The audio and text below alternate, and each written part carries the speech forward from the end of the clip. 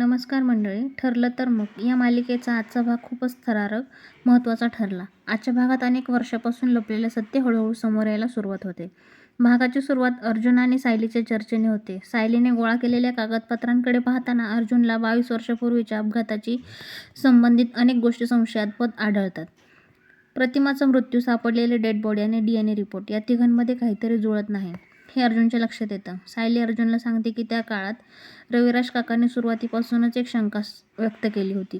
DNA report match झाला म्हणून सगळ्यांनी ते सत्य मान्य केलं, पण मनातून कोणालाच पूर्ण खात्री नव्हती. इथेच मोठा आणि पहिला ट्विस्ट समोर येतो. DNA रिपोर्टमध्ये गडबड असण्याची शक्यता. दुसरीकडे नागराज आणि महिपतचा सीन प्रेक्षकांना अस्वस्थ करणारा आहे. नागराज महिपतवर दबाव टाकतो. तो साक्षीचा व्हिडिओ दाखवून महिपतला धमकावतो आणि जुनं सत्य बाहेर येऊन यासाठी त्याला गप्प बसायला भाग पाडतो. महिपत आपल्या मुलीसाठी शांत राहतो, पण त्याच्या चेहऱ्यावर राग स्पष्ट सांगत असतो.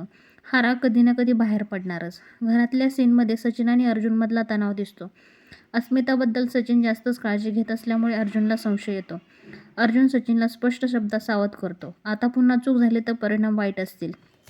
एपिसोडचा सगळ्यात महत्त्वाचा भाग म्हणजे अर्जुन, सायली आणि रविराज काकांची फाईल तपासणी. जुन्या रिपोर्ट्समध्ये तारखांमधले फरक, पोस्टमॉर्टम रिपोर्टमधले लूपहॉल्स हे सगळं पाहून एकच निष्कर्ष समोर येतो. हे सगळं अपघातात नव्हतं.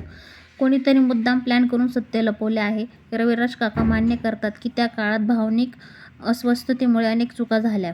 आता मात्र अर्जुन आणि सायली सगळं पुन्हा नव्याने तपासायचा निर्णय घेतात. भागाचा शेवट याच प्रश्नावर होतो. प्रतिमा जिवंत आहे का आणि या सगळ्या मागचा खरा सूत्रधार कोण असेल? पुढच्या भागात मोठा खुलासा होणार हे नक्की. हा होता आजचा शॉर्ट व्हिडिओ. तुम्हाला जर रिव्ह्यू आवडला असेल तर आपल्या चॅनलला लाईक करा, सबस्क्राईब करा आणि तुम्ही कमेंट करून नक्की सांगा की आजचा एपिसोड आणि आजचा आपला रिव्ह्यू तुम्हाला कसा वाटला.